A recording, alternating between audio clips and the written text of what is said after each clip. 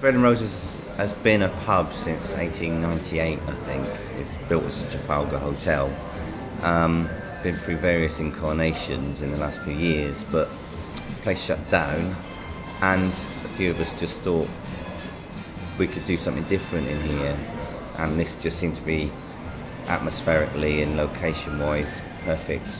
There's talk of it being a hairdresser's and other crazy things that just seems a tragedy, really, to turn a beautiful old pub like this into a hairdresser's. And I think Justin really thought we could make a go of it, so that was I wasn't very keen, I can tell you, to start with, because I knew it would be a lot of hard work. One of the problems for Plymouth for a long time has been lots of people come here to do art and related degrees, but there aren't many venues for them to showcase their work, so they end up moving away.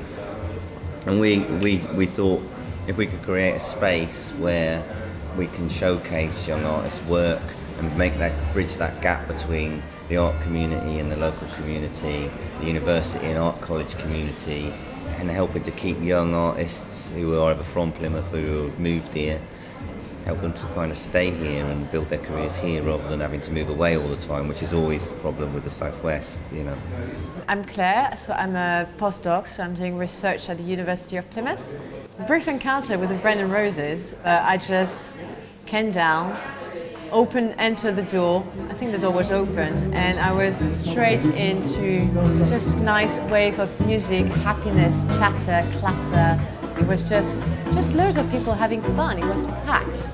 And it's actually like joining a party like a few hours late, but still being immediately like welcomed, engulfed into the whole bustle and the joy of the party.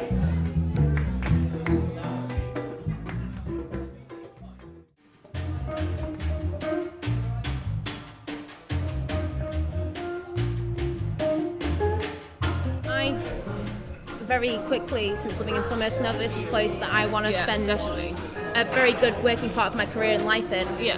And as someone who's in the beginning of my career, this is just, it's so appealing, and this place is growing, I'd like to grow with it, and it'd be an absolute privilege to do that, and I think that we're all of the same opinion.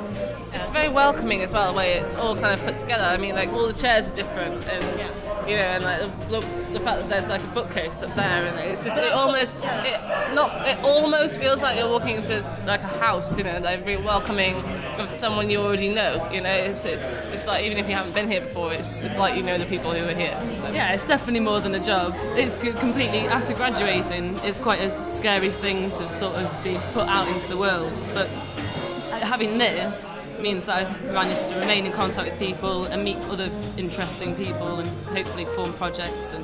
And like all these guys have been saying, is creating a really dynamic artistic environment.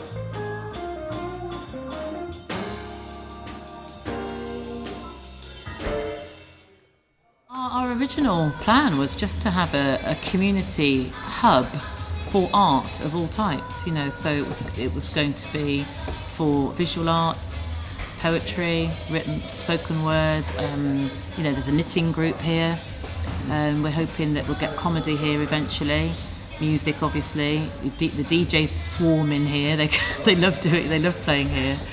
We just want it to be a kind of focus for art of all kinds.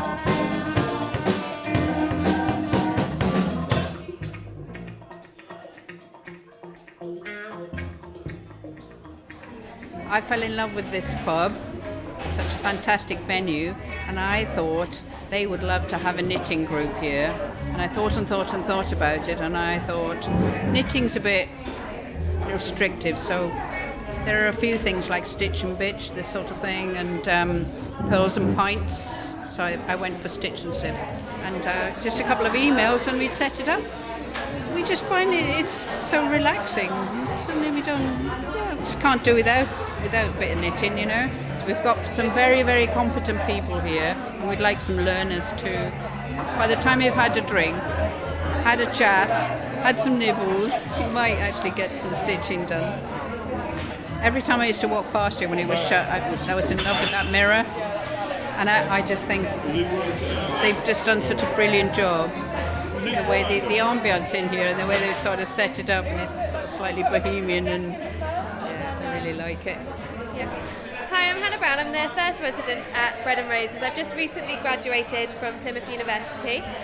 At first I thought it would be quite nerve-wracking to have people come and look at your work while you're working on it, but it actually worked to be quite a good opportunity to find out what people thought of your work.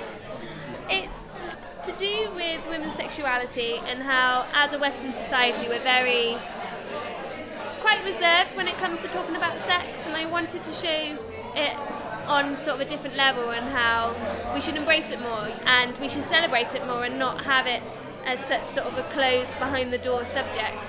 From this, I've definitely got a new inspiration, and I'm really considering going back in and doing a master's.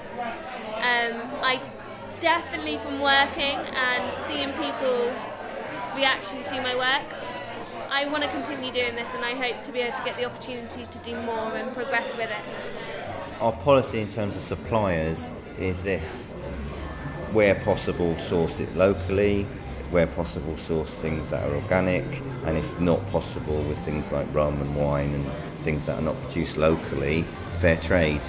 We're zero to landfill in terms of our waste, so we're trying to have a minimal environmental impact, but also focus on quality and supporting local producers.